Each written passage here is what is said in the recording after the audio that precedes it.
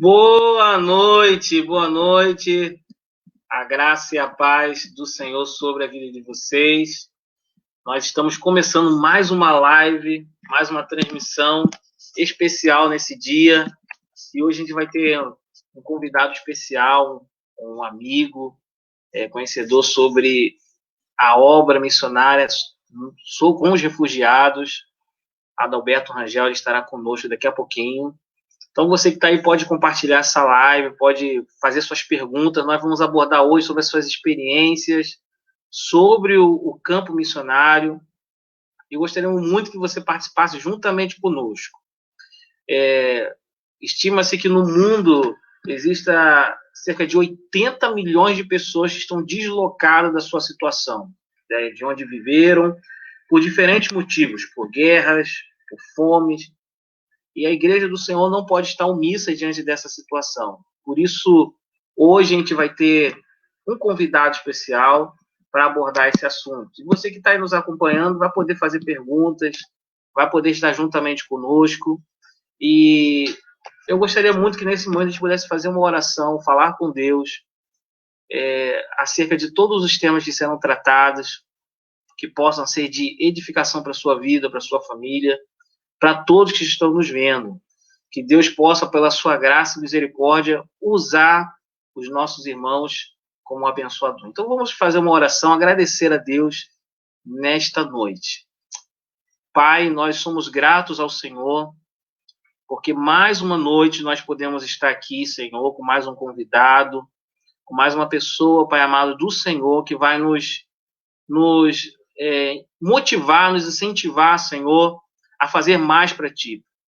Sabemos que estamos vivendo em uma época difícil, uma época a qual o amor tem esfriado, Senhor, de muitos corações, mas a Tua palavra diz que o amor de muitos esfriaria, não de todos. E nós cremos, Senhor, que ainda temos o nosso coração aceso pela causa de Deus, pela missão de Deus. Por isso, Senhor, nesta noite, a todos que estão ao alcance da nossa voz, possa ser uma palavra de fé, de ousadia, uma palavra a qual possa, Senhor, levantar-nos, Senhor, tirar da nossa zona de conforto para se mover em ajudar o próximo.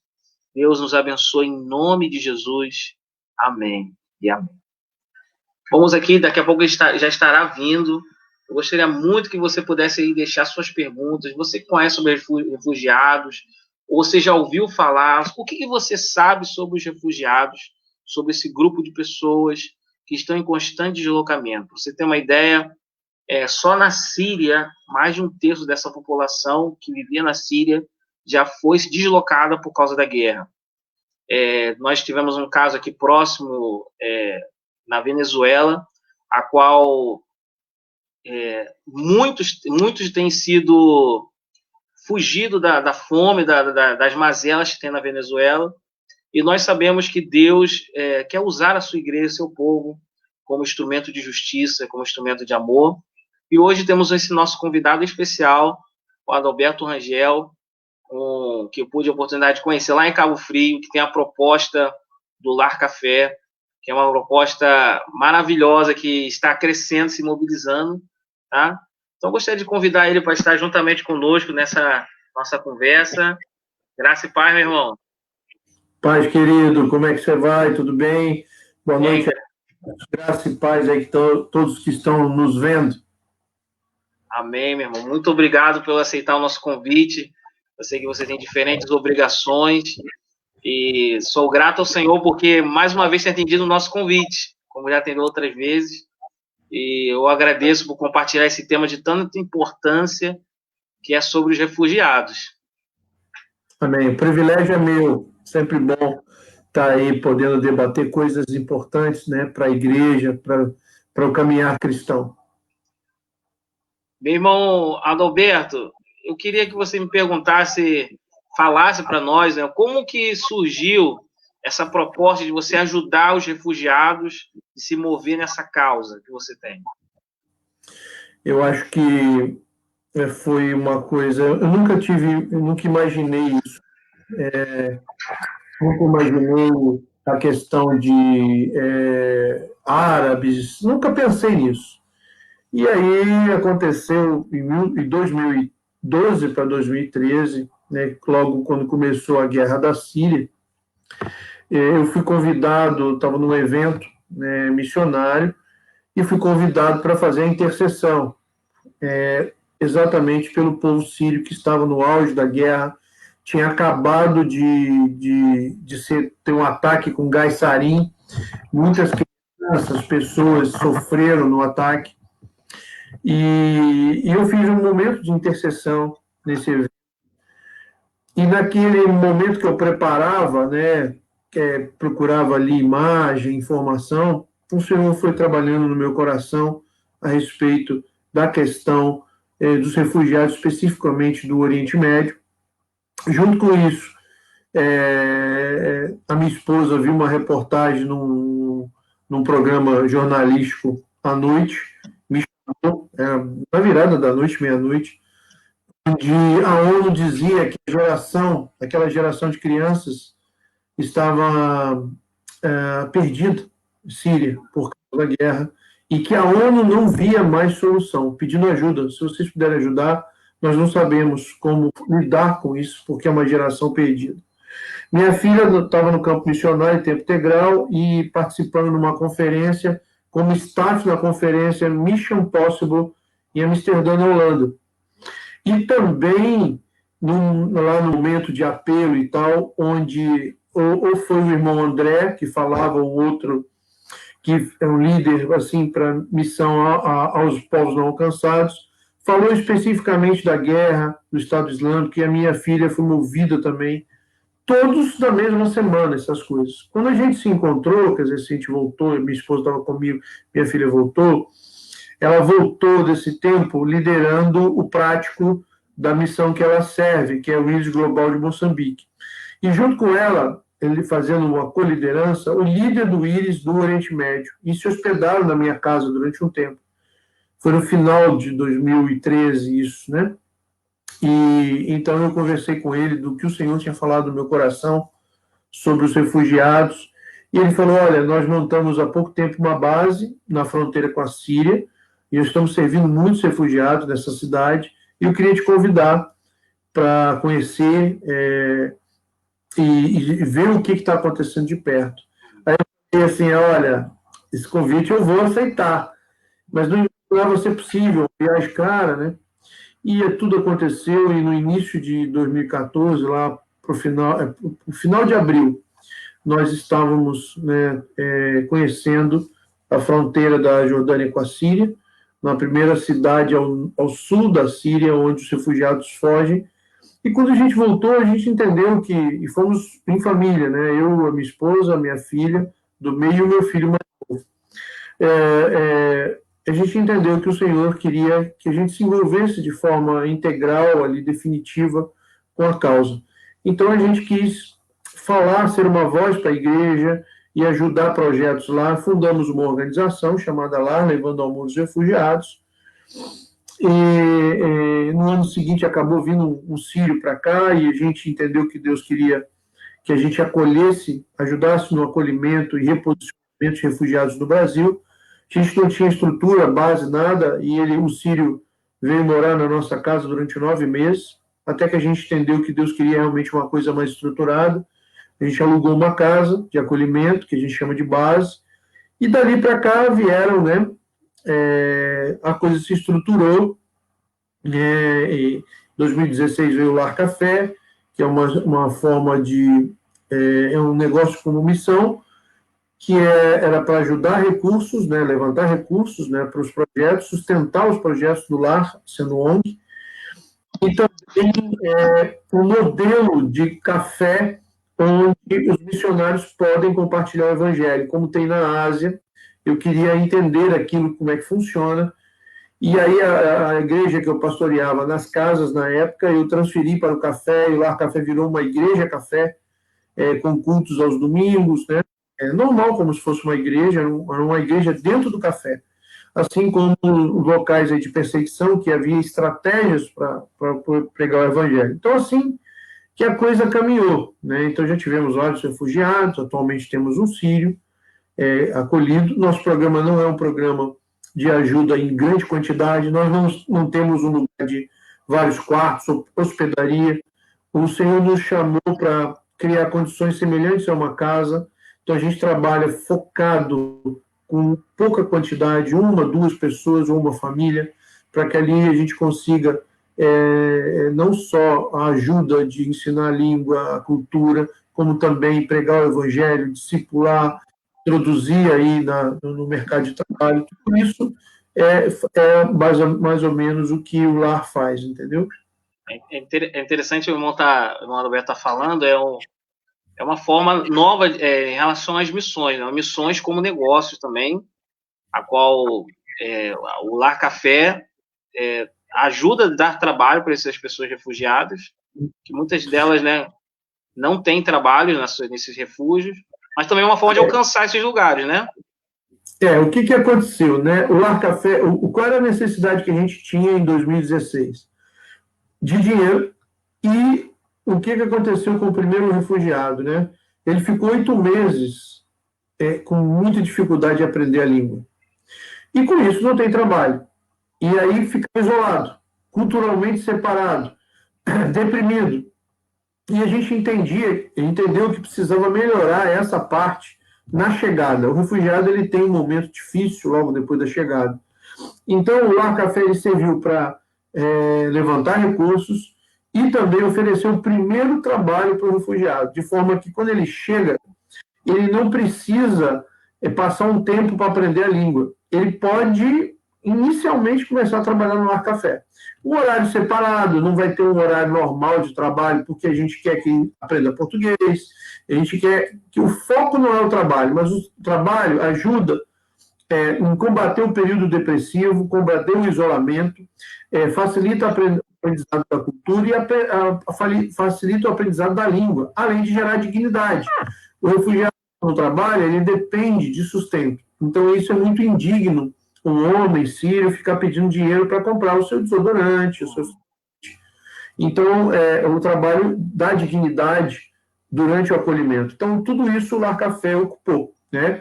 E como a gente percebeu que podia ser também localmente, a gente percebeu que ele foi uma boa estratégia para pregar o evangelho local. A gente modelou ele para ser um café a ser reproduzido no lugar, sim. Já treinamos 3 missionários nessa área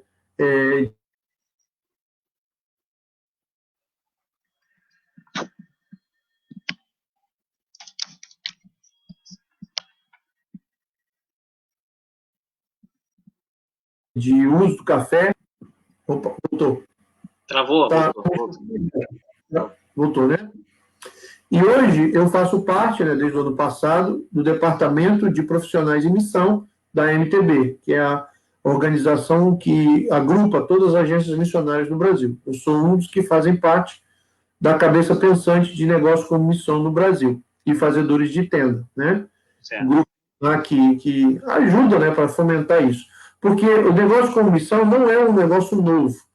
É aqui no Brasil, mas é um negócio que já está há alguns anos, embora se desenvolveu pouco, mas aqui no Brasil tem pouco tempo assim que começou a se falar, né? Então, basicamente, para os irmãos entenderem, é assim que funciona.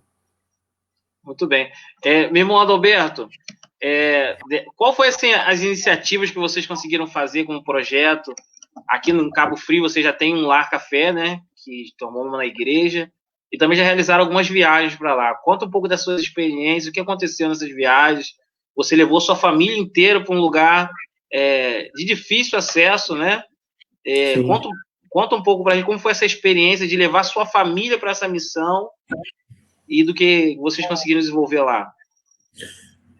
O que acontece, né? A gente entende que a família faz parte do projeto do que o Senhor quer, no propósito que Ele tem na nossa vida. A família não é um impedimento, a família não é uma desculpa para não ir, e a gente entendeu isso, né? Então, a maioria das viagens que nós fizemos, e foram várias, a minha família foi junto, né? Agora a minha família está um pouco menor, porque a Carol, minha filha do meio, ela casou em 2017, né? Então ela já tem uma nova família, e agora a nossa família está eu, a minha esposa e o meu filho de 16 anos, que é o mais novo. Então, a nossa primeira viagem, assim, né? Minha experiência missionária já é antiga, eu viajei com a minha esposa em algumas outras experiências, mas também entendi o chamado familiar, tanto que o meu filho, quando tinha 8 anos, participou de expedição da Rocinha, participou numa expedição que nós fizemos no interior de São Paulo, numa favela lá para evangelização, sempre entendendo que Deus chama a sua família, né? A sua família é um instrumento onde Deus trabalha e quer usar. A viagem de 2014 foi uma viagem, vamos dizer assim, desafiadora, porque nós estávamos num contexto de um país muçulmano, de perseguição, num local fronteira com a Síria, onde haviam terroristas, né? Onde não há liberdade, assim, à noite não pode sair, mulher não pode olhar nos olhos de um homem, não pode se dirigir a um homem, para andar na rua, mulher tem que andar atrás do marido. É um local, vamos dizer assim, muito no interior de um país muçulmano. Então, não é uma capital, onde, né, a coisa é mais normal, né? Então, periférico, né?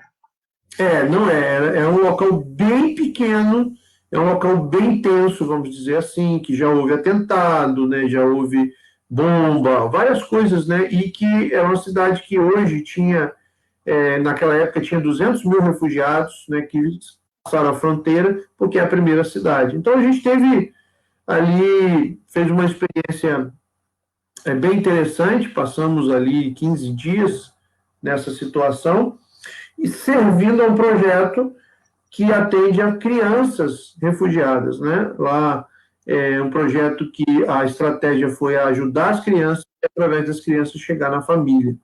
Todas muçulmanas, né? Todas num contexto bem difícil, né? Ali onde, senão, oficialmente não podia pregar o evangelho. Meu filho participou, interagiu naqueles momentos de atividade com crianças, foi bom. Meu filho, na época, tinha 10 anos, né? Foi há 6 anos atrás, e foi muito bom a experiência que eu tive com ele, com o meu filho pequeno. Minha filha já era missionária desde 2011, então já tinha uma experiência, né? E foi muito bom estar em família, né? Todos os momentos foram bons, não houve, assim, muito receio com os riscos, né? Entendendo que o Senhor tinha nos chamado para isso, né? Então, depois vieram viagens, né? A Grécia, a Turquia, todas com foco, em família, com foco para servir a refugiados. Nós andamos por 3 ou 4 cidades na Turquia, servindo aos refugiados, os projetos lá em família, todos nós 4 novamente, né? Durante a neve, o período de janeiro, pegamos -10 em Ankara. Meu filho ajudou no projeto lá de distribuição de cestas, né, em todo o contexto. Então, o que eu tenho que compartilhar com os irmãos é que o chamado do Senhor é uma bênção vivida em família, né? A família não é um impedimento, não é uma desculpa, o contrário, a família é um privilégio você servir ao Senhor em família. E é interessante sobre a questão da família, que na cultura muçulmana, né, se observa muito a família, mais do que somente os ensinamentos que você está passando, né? A forma como trata a esposa, né? Estou tendo a oportunidade de ter o curso, né, que você foi professor, né? E muito importante nessa cultura muçulmana, é muito forte a questão da família. O muçulmano, eu vou separar um pouquinho, né, porque é uma cultura árabe, da etnia. Isso. Pessoal. As portas ficam abertas, né? Eles entram um na casa do outro sem avisar, eles gostam do relacionamento. É uma coisa boa, né? Faz parte ali em família, o valor, há um grande carinho pelo filho, é uma unidade entre irmãos. O muçulmano realmente valoriza a família, como você bem disse aí. Então, são valores assim, as visitas que a gente fazia em família para outras famílias. Então, isso diferença. Quando eles viam a gente chegando com um filho pequeno, quem é essa? Minha esposa, minha filha, meu filho, né? E eles apresentavam a sua família, então sentávamos todos. Então, isso é algo que houve uma identificação no relacionamento com eles. Muito bom, muito bom. Meu irmão Adalberto, essa vinda de refugiados para o Brasil, né? Como tem sido a situação atual dos refugiados, com a pandemia? Como tem sido a questão dele? Porque são pessoas sem pátria, muitas das vezes vão para outros países com novas oportunidades, fugindo de guerras, de fome, né? Aqui no Brasil nós temos da Venezuela, na Europa nós temos refugiados da Síria, de outros países que estão em fuga, né? Dessas situações. Como tem sido a situação atualmente? Nós estamos num momento bem difícil, né? Porque, para que os irmãos entendam, né? Refugiado não é imigrante. O que provoca o refúgio é a diáspora.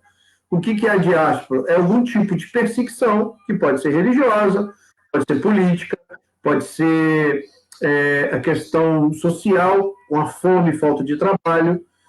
A diáspora provoca essa saída forçada. Né? O refugiado não é aquele que sonhou vir para o Brasil para melhorar de vida. Ele foi obrigado a deixar o seu país.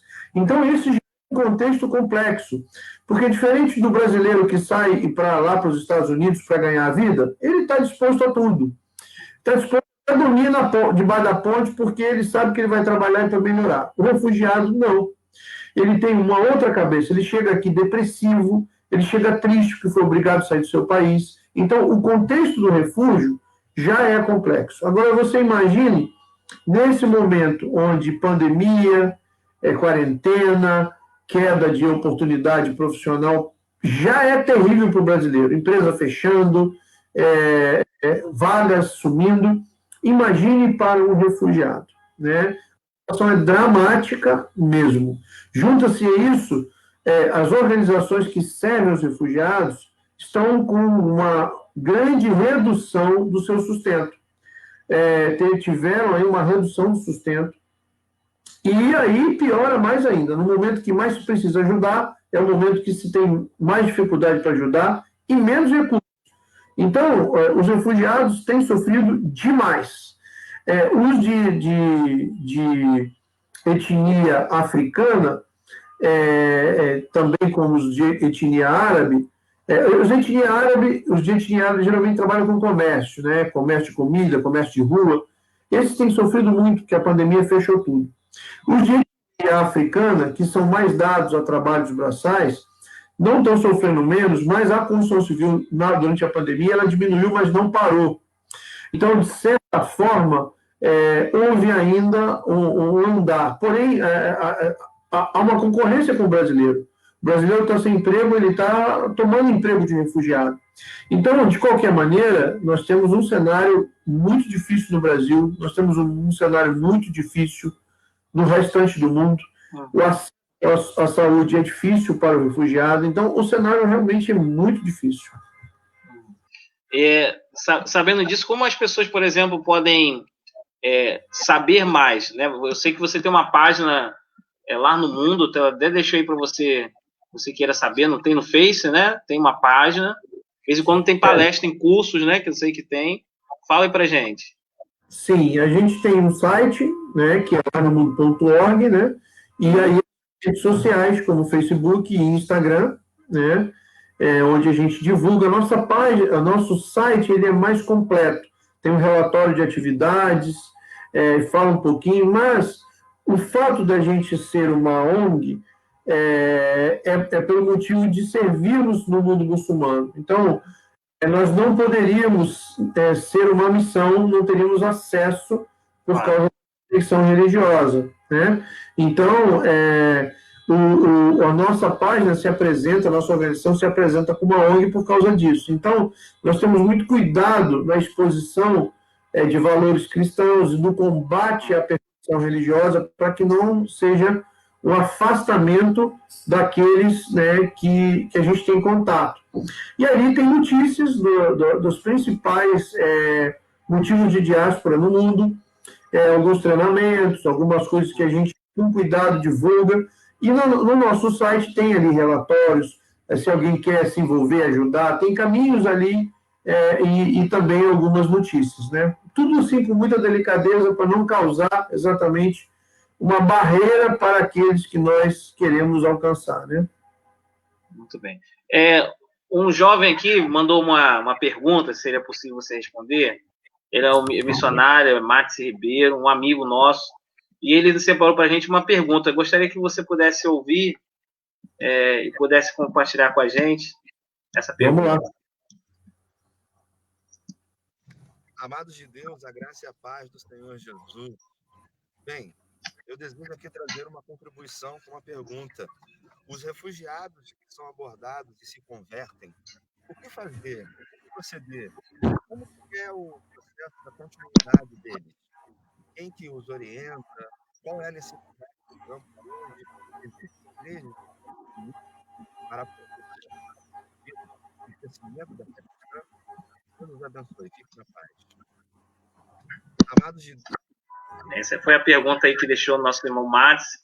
Quando um refugiado se converte, como que acontece com ele? Isso? A igreja... Então, precisa entender se o contexto da pergunta foi no Brasil, que serão respostas diferentes. Você tem um refugiado, certo, por exemplo, na Turquia, na Jordânia, né, um refugiado no Líbano, que são os países que mais receberam, e a Turquia é o número que mais recebeu o número de refugiados no mundo, ou na Europa, no Brasil. Então, são contextos diferentes, né? Nós temos, por exemplo, um sírio que hoje congrega na nossa igreja, a igreja que eu pastoreio, né? Hoje a gente saiu dos cultos no café, hoje a gente está no galpão, é uma igreja, um espaço próprio para ela, chama Comunidade Cristã lá, e ele frequenta normalmente a igreja sem nenhuma dificuldade, cristão, né? Frequenta os estudos bíblicos, reunião de oração, não há nenhum tipo de diferença de qualquer outra conversão aqui, né? Mas, falando de uma refugiada específica que nós recebemos do interior do Iraque, ela era muçulmana, se converteu lá, foi perseguida, sequestrada, torturada, teve seu pai morto pelo próprio marido, e para tentar convencer ou obrigá-la a retornar para o islamismo. Ela então decidiu, para salvar a sua vida, sair de casa, fugir, deixou as filhas para trás e se abrigou num outro país que depois foi descoberto e acabou vindo para o Brasil. Nós acolhemos ela nesse primeiro instante, nesse momento que ela veio fugindo, ela nem sabia, ela disse que nem sabia direito para onde ia, porque ela estava lutando pela vida.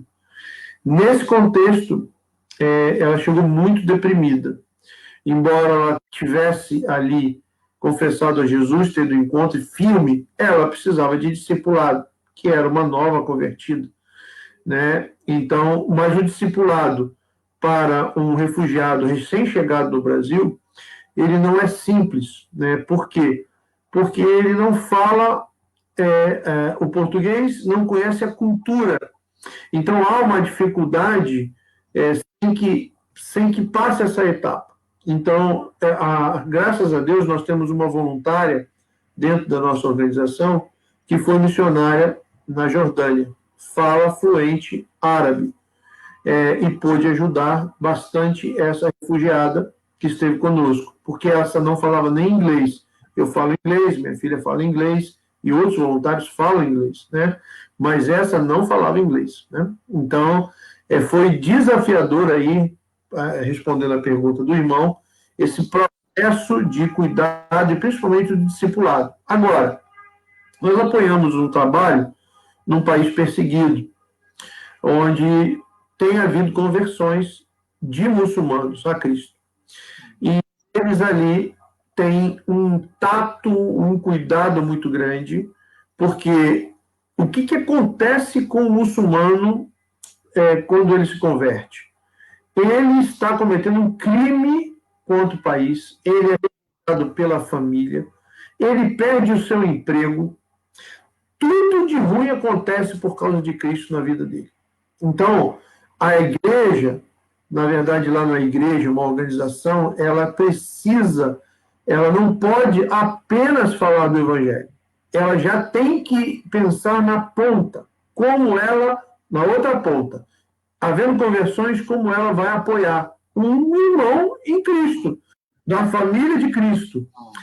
Aí existem vários programas, microcréditos para ele abrir um pequeno negócio, e até uma extração do país que ele está para um outro lugar, se as coisas complicarem. Então, São contextos diferentes em caso de conversão, esses primeiros ajudas, acolhimentos, discipulado, que se dão aí em situações diferentes. No Brasil, um jeito, na Europa, parecido com o Brasil, agora, em outros países, é muito complicado.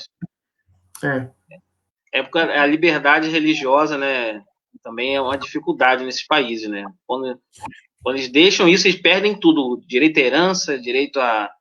até deserdam da família, né?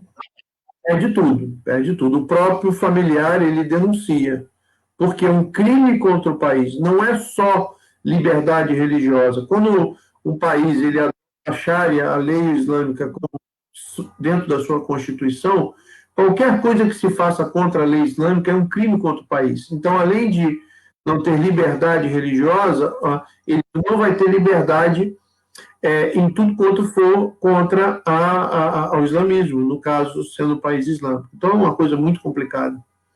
Verdade. Meu irmão, Adalberto, em Cabo Frio, por exemplo, alguém querer conhecer essa estratégia aí do café, conta pra gente aí, tem um endereço. Então, Lar Café é bem conhecido aqui. Fica bem no centro de Cabo Frio, na rua Raul Veiga. Se você procurar aí nos principais buscas de mapa, né? Você digita Lar Café, você vai achar com facilidade.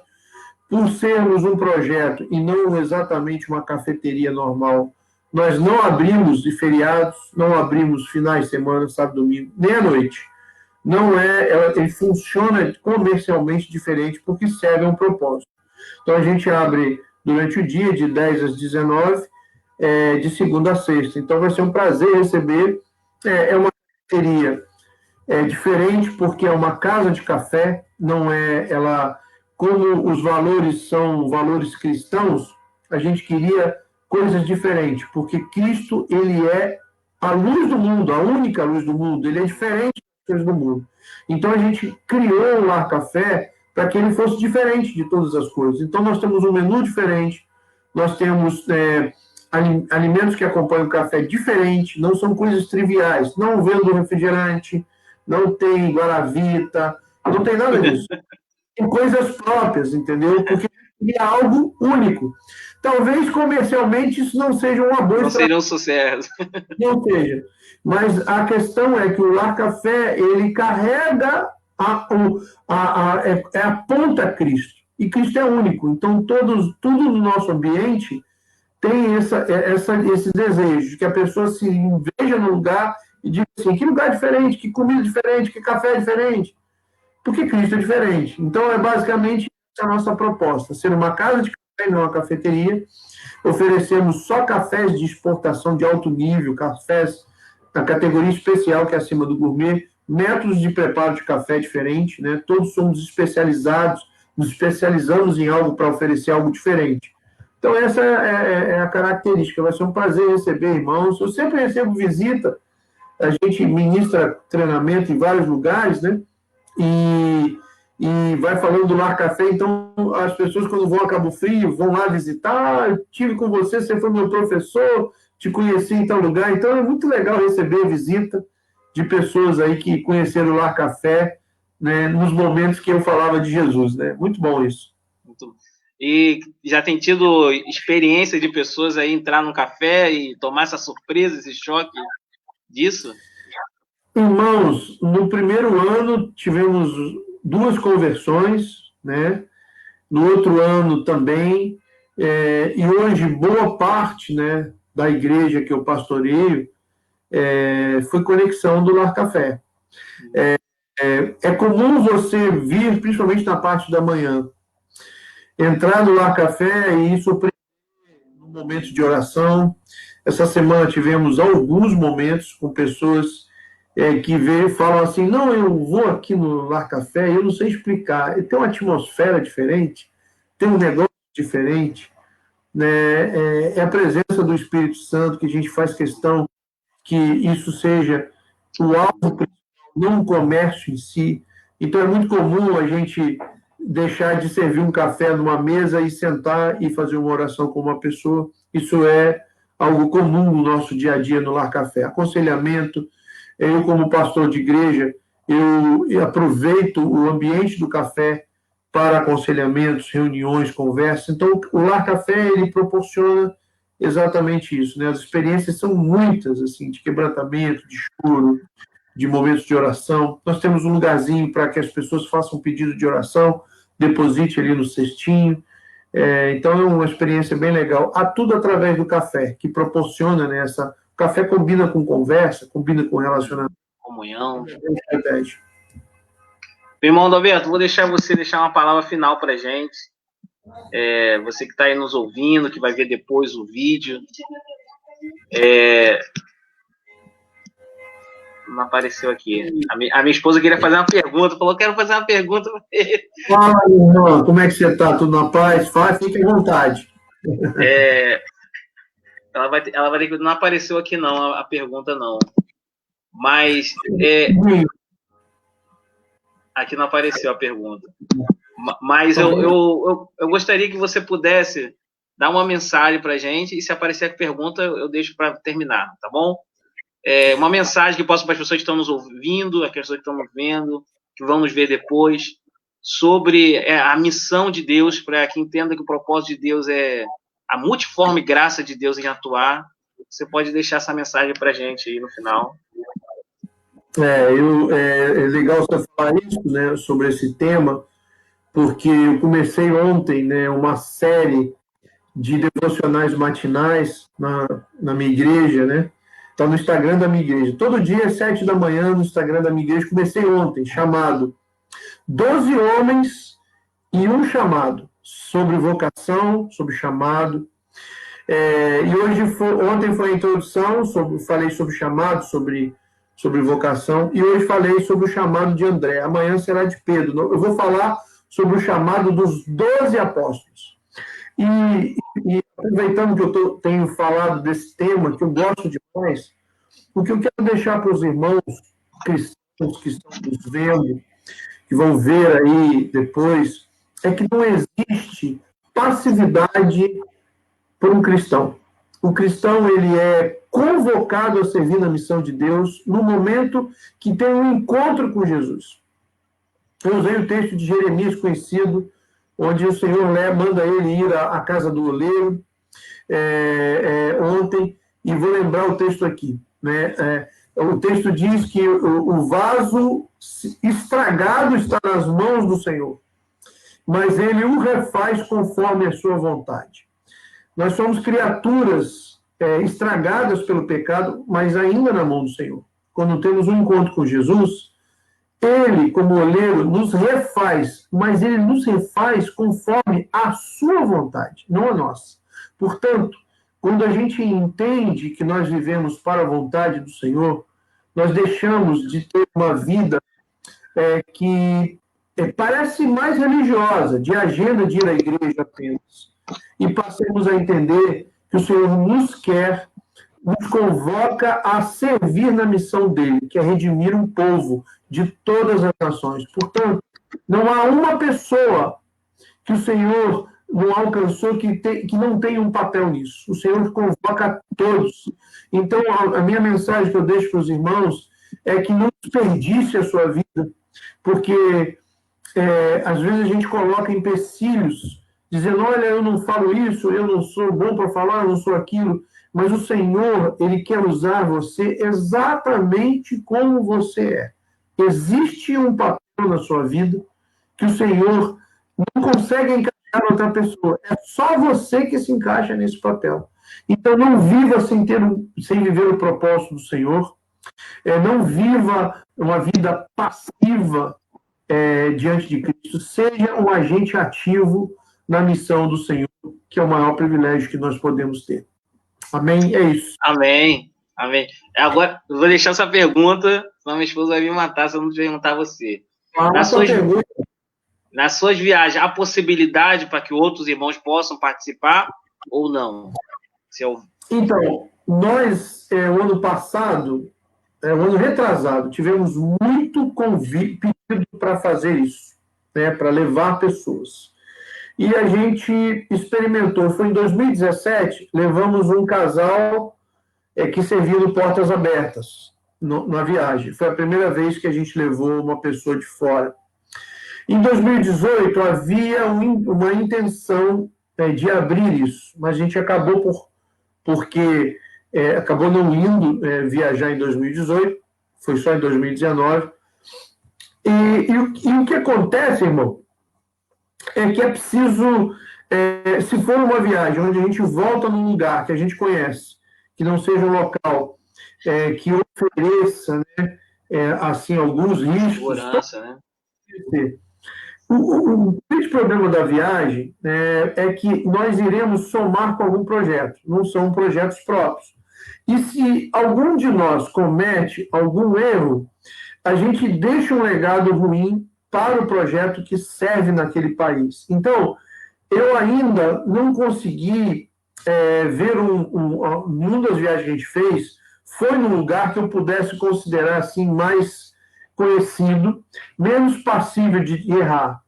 E essa é a minha preocupação. Pode ser que mais para frente a gente consiga fazer isso. Estava previsto uma viagem agora para 2020 ao leste europeu, num projeto que a gente está ajudando, um casal de missionários, em Craiova, na Romênia, onde eu estive agora em 2019. Eu ia levar 13 pessoas, todas da minha igreja. E o que eu fiz?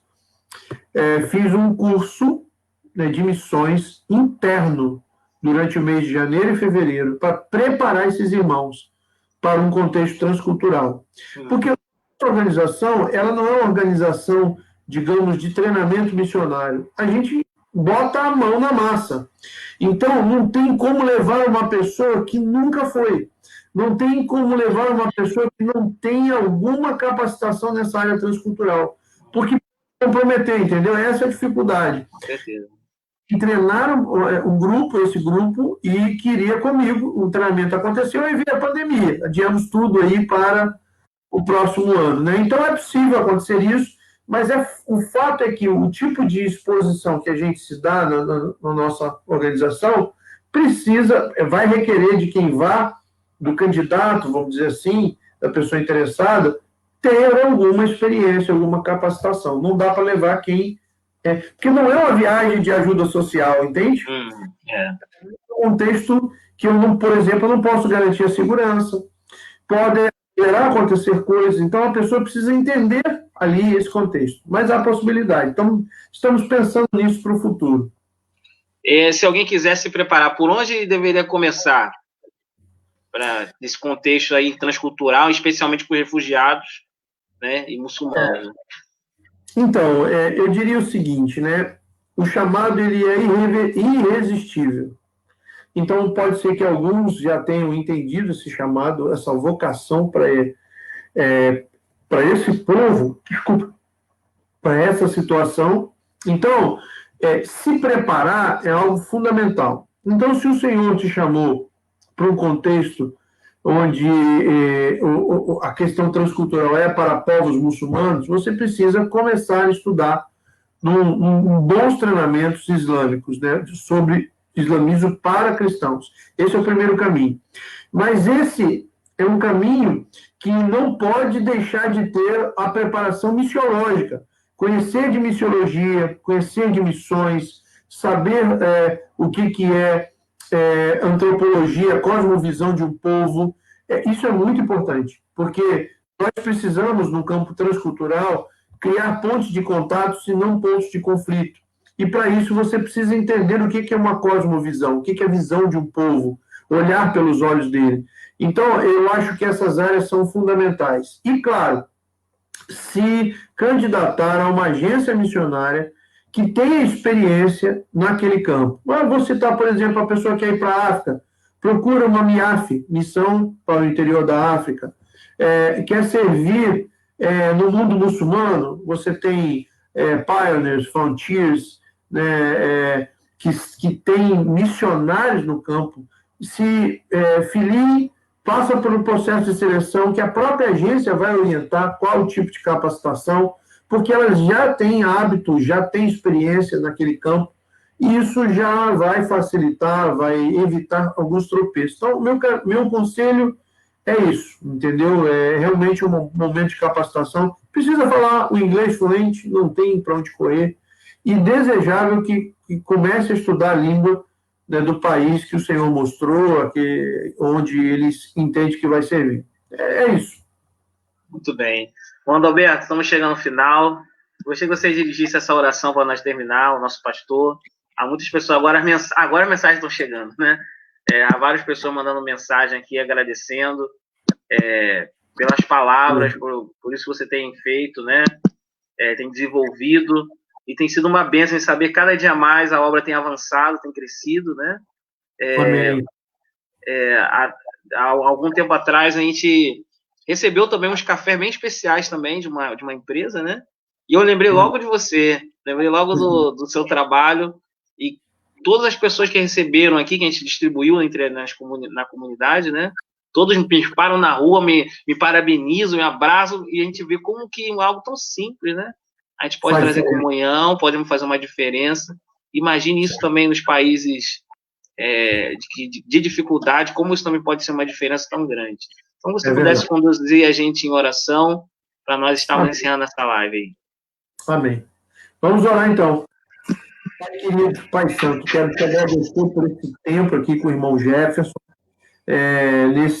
nessa oportunidade que o Senhor nos dá de fazer uso dessas tecnologias que nos unem mesmo à distância, e quero te pedir que esse tempo, Senhor Deus, seja algo que o Senhor use para despertar irmãos, né? Despertar para que eles se vejam servindo na sua missão. Pai, em nome de Jesus, que o Senhor possa falar de maneira muito pessoal a alguns aqui que estão nos assistindo, e que seja algo irresistível, algo como o Senhor disse para Mateus, siga-me, que seja assim, um instrumento de despertamento, que haja, Senhor Deus, corações disponíveis para servir ao Senhor, porque a missão é sua, nós não fazemos pelas pessoas, nós fazemos porque o Senhor nos chamou, o Senhor é o alvo do nosso servir, porque é a Ti que queremos glorificar. Então, Pai, eu quero te pedir que o Senhor venha trazer essa clareza, né, nesses que estão nos vendo. Também quero te agradecer pela vida do irmão Jefferson, sua esposa, seu ministério, continue abençoando a vida dele, faça ele como instrumento, assim como ele está usando essa e outras lives e as demais atividades do seu ministério, para que outros, Pai, possam conhecer a sua missão, serem despertados, serem edificados, Pai, abençoa a casa dele, e também, Pai, que o Senhor estenda umas ricas bênçãos a todos que estão nos ouvindo, para que em tudo nós reconhecemos que o Senhor é bom e o Senhor nos ama e quer muito nos inserir na sua missão. Muito obrigado, é no teu nome que nós oramos. Amém. Amém. Graça e paz a todos. Obrigado, meu irmão Adalberto. Deus abençoe, até a próxima. Vou estar aí depois eu venho tomar um café aí com vocês. Venha os irmãos que quiserem, vai ser um prazer também. Tá bom, fiquem com Deus aí. Deus abençoe. Amém. Irmãos, muito obrigado a vocês que estão assistindo a nossa live. Foi um momento muito edificante. Você que esteja juntamente conosco, muito obrigado pela sua participação. Obrigado por todos vocês estarem conosco nessa noite. Até a próxima. A nossa próxima live vamos ter outra convidada especial na terça-feira. A convidada especial. E eu gostaria muito da sua participação, do seu comentário. Tem sido momentos muito edificantes. Obrigado a vocês que têm nos acompanhado.